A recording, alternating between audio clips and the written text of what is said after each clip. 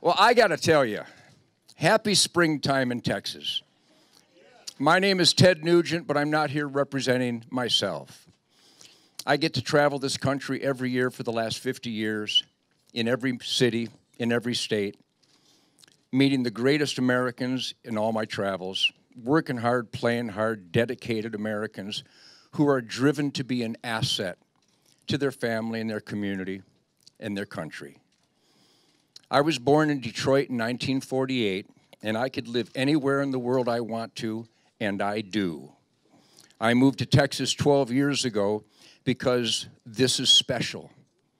There is no other Texas anymore. This is the last bastion of rugged individualism, of true independence. And I think we don't have to question Greg Abbott's courage because he invited me here today. But I think the most important thing I can say, we all love Greg. He has served we the people. This guy is the epitome of what our founding fathers wanted as a representative of we the people. He understands that God gave us all individual rights and that we wrote them down in the Constitution and the Bill of Rights. These are not hunches. These are not discussions. These are God-given, guaranteed individual rights, each and every one of them. And this man has put his life on the line, his entire adult life, fighting the enemies of these freedoms. And as governor of Texas, he will make sure that Texas remains the last best place. I am certain of this.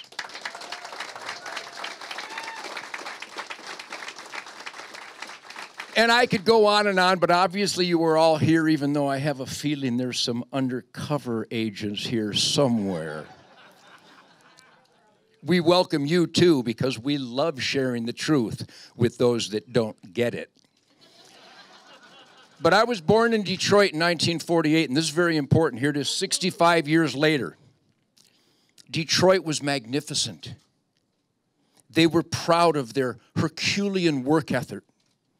They were proud of their rugged individualism in their yards and their homes and the way they raised their kids to do chores and to be an asset to the family and neighborhood and country. To be fiercely independent, which is what Greg Abbott represents. But it's important to note that I left Detroit because the liberal Democrats engineered the absolute suicide of this fantastic city with their horrific anti-American, anti-freedom, anti-independence agenda. We had a Wendy Davis in Detroit. We had a Wendy Davis in Michigan. Her name was Jennifer Granholm. And today, Detroit is an embarrassment. It is a cesspool. There is a declaration of dependence in Detroit and Chicago and California and New York. That is the scourge. Now, this is, you can call it rhetoric, you can call it hyperbole. There are no better words to describe the scourge of engineered destruction, fundamental transformation of everything the liberal Democrats get their hands on. They destroy everything. I want Texas to remain Texas. I got 11 grandkids. I got friends. And today I'm here representing Greg, my buddies at the hardware store, my buddies at the feed mill, my buddies at deer camp, the teachers, the cops. The most important statement I can possibly make here today is that I spend many hunting campfires with heroes of the U.S. military. Many of them have sacrificed their legs and their arms and their eyes and their skin. And each and every one of them tell me that they are heartbroken at what the liberal Democrats are doing to the Constitution that they brought their friends home in bags to fight for. And they also tell me, say thank you to Greg Abbott for me. Say thank you to Governor Perry for me. Say thank you for keeping Texas, Texas. This is a small gang here today, small group. Each of you certainly can impact hundreds of your family and friends and neighbors, people at church and school. Each of you, the battle cry is to turn this group into tens of thousands of voters that might not vote, and make sure that you get that battle cry across effectively, emotionally, and sincerely, that Greg Abbott, and only Greg Abbott, will keep Texas free, will keep Texas, Texas. Greg, I am honored and excited to be here today. You know, I'm just a goofy old guitar player. I really am the Motor City Madman. I wrote Wango Tango, and I meant it. And I can't wait to see what the liberal press does with that statement. You goofballs, you. Anyhow, so I am so proud to be an American. I am so proud to be a Texan. I am so proud to be here today in Denton, Texas, to introduce the next governor that will make sure America knows what freedom looks like, and it looks like Greg Abbott, my friend, Greg Abbott. My blood brother. Go get it.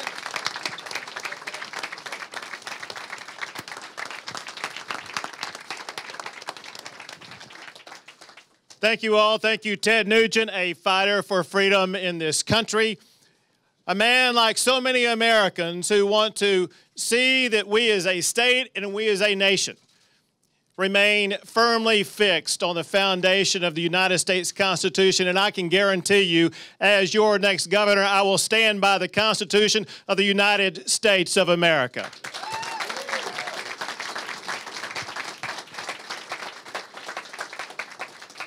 Well, it's great to be back in Denton County, home of TWU that is producing the nurses that we need in this state, but also home of the Mean Green at the University of North Texas, who won the Conference USA Championship this last year,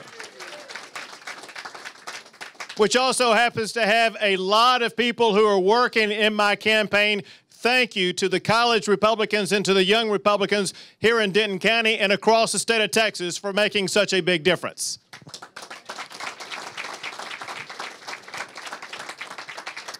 Denton County also happens to be a place that gave Mitt Romney close to 2/3 of the vote in the last presidential election. And by converse math, Denton County gave Barack Obama only 33% of the vote.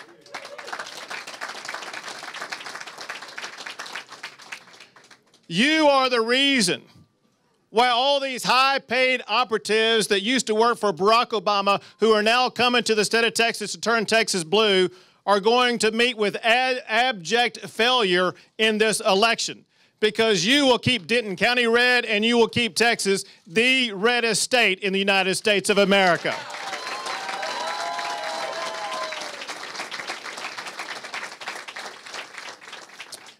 Now, I have fought with people like Ted Nugent for our constitutional guarantees, including our guaranteed right under the Second Amendment to keep and bear arms. I was involved in 2 cases that went all the way to the United States Supreme Court, where I championed the issue on behalf of states across the entire country, where the issue was whether or not there was an individual right to keep and bear arms, and we won both times.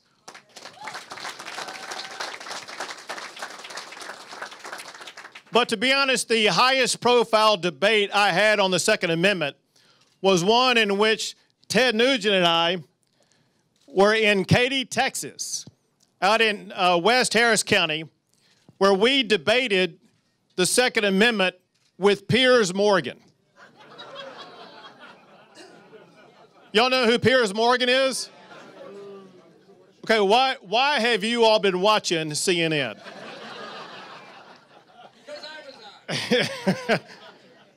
Anyway, when we debated Piers Morgan, I told him during that time period when we were talking, I said, listen, Americans stopped debating the British about our right to keep and bear arms back in 1776, and we're not starting over now.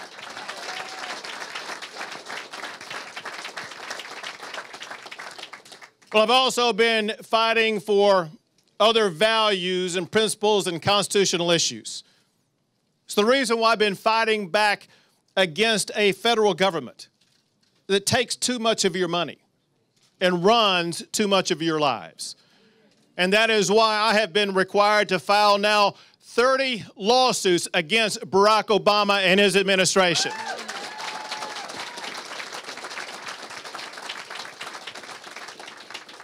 I did not invent the phrase, "don't mess with Texas," but I have applied it more than anybody else has in the history of this state.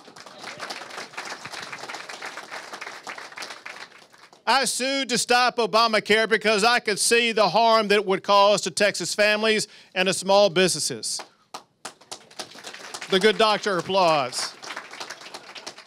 I have sued Barack Obama's EPA that is trying to crush the energy job growth that we have right here in the state of Texas.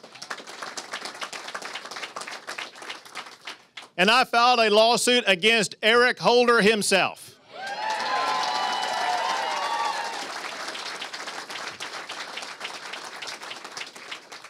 Eric Holder is trying to stop Texas from enforcing the same voter ID law that the United States Supreme Court has already said is perfectly constitutional in a similar case out of Indiana. And let me tell you, we need voter ID in the state of Texas because voter fraud exists in the state of Texas. I've been involved in prosecuting cases where dead people have cast votes, live people have voted twice, and foreign nationals have registered to vote illegally. Voter fraud is real. It must be stopped. And I will take my case against Eric Holder all the way to the United States Supreme Court if we have to prevent cheating and illegal voting right here in the great state of Texas. And I've also fought for the religious foundation, the faith upon which this state was based.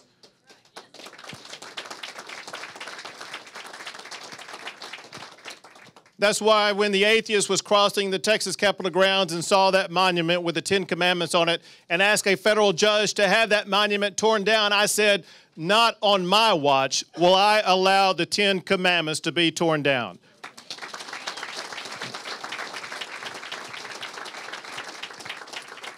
I defended that all the way to the United States Supreme Court, and we won 5-4, and that monument still stands on the Texas Capitol grounds today. When it comes to fighting for your faith, for your freedom and your future, I just want you to know that I will never stop fighting. And that's why I'm asking the people of the state of Texas to elect me as your next governor.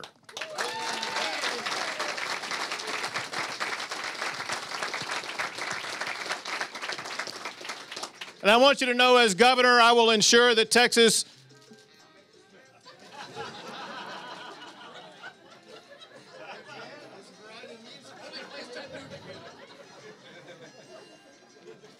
we got a little entertainment. It's not what I was expecting to hear from Ted Nugent. But it is a replication of the multiculturalism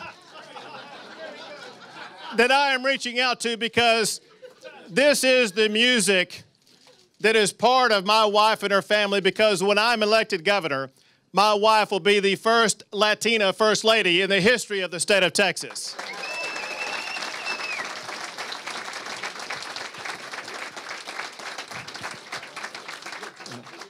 And as your governor, I will ensure Texas remains #1 in the nation for creating jobs.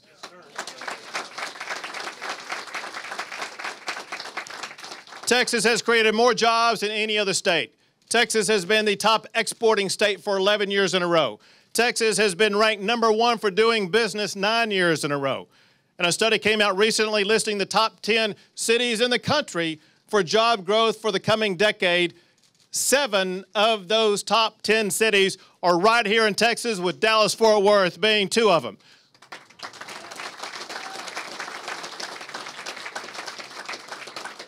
The truth is that Texas is exceptional, and as governor, I will keep it that way.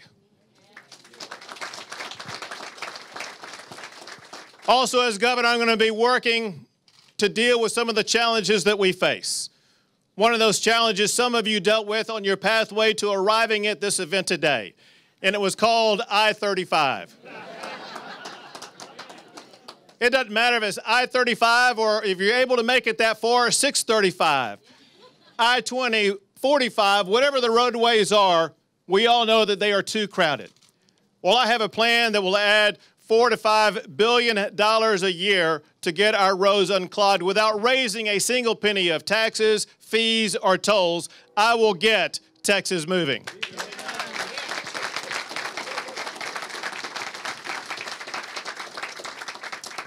I even think I have an ad for it. Have y'all ever been on I-35 in the morning or in the afternoon trying to get home, and you're stuck in traffic, and you're moving no faster than these people are sitting right now? I can envision a commercial that has a camera scanned out with a picture of all these cars stuck in traffic.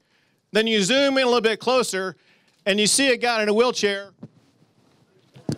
rolling past all these cars, showing a guy in a wheelchair can go faster than traffic on I-35. Vote for Greg Abbott, and I will get Texas moving again.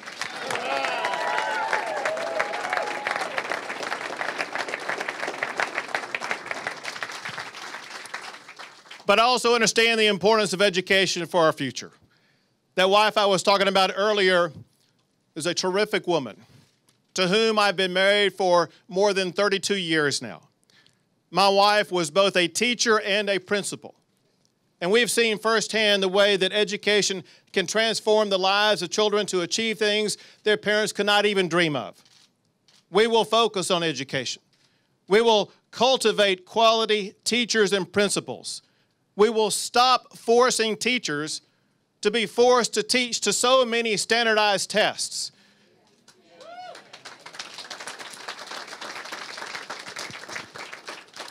And we will ensure that colleges like what you have right here in Denton County are both more accessible and more affordable. And as your next governor, I will drive a stake through the heart of C-Scope.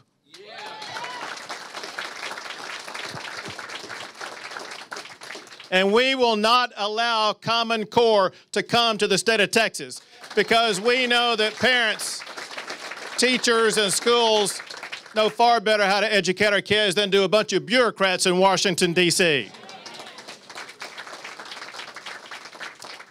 But the most important thing a governor can do as it concerns education is to set the course for what we want to achieve. And my course is different than any other governor in the history of this state. You know, Texas is number one in so many ways. We are number one for creating jobs. We're number one for energy. We're number one for exports. We're number one across the board. My friends, the time has come for Texas to set its sights for education in this state to be number one among the United States of America. That will be what I will achieve as your next governor.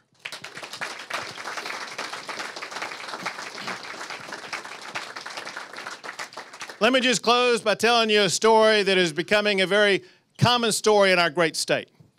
It's a story of the largest, seemingly largest demographic shift and demographic group in the state of Texas. And of course, I'm talking about all the people who are moving to this state from California. One of them lives in the Dallas-Fort Worth area, and his name is Jay Adair.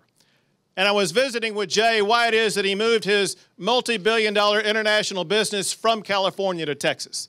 And he told me all the usual stuff. He said taxes were too high in California. Regulations were strangling his business, and the unions made it impossible for him to be able to continue to conduct his business in California. But they've lived out here for more than a year now. He and his wife have been living out in California, and his kids, I think they were born and raised there. And he said the most powerful thing about this story is the way their lives have changed in the time since they have lived here. He said Texans have something Californians cannot comprehend. He said there's something different about Texas from any other state in the country. And it's one word: freedom. He said in Texas, we really do have a freedom that other states don't truly have.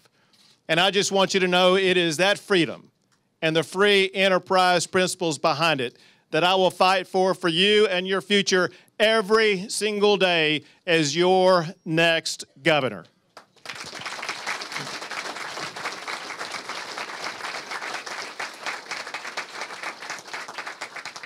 But I can't do this alone. We have to do this as an entire team. So we have some information sheets for you in the back of the room. If you'll grab one of these sheets, it is going to show you the early voting locations. What we need you to do is to not wait until tomorrow. Don't wait until next week. Don't wait until March. We need you to go vote today. Go cast a vote today to ensure that Barack Obama's campaign machine is not going to hijack the future of the state of Texas. Instead, you, the Republicans, will keep Denton County and the state of Texas deep, dark red.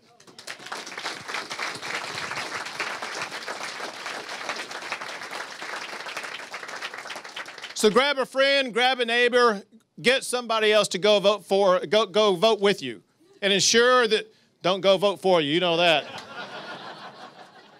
I've prosecuted people who've done that. But make sure we turn out the vote, unlike ever before in Denton County, to stay the course as we fight for the ideals and values of the very greatest people to inhabit this earth, the people of Texas. Thank you for who you are. God bless you all, and may God continue to bless the great state of Texas.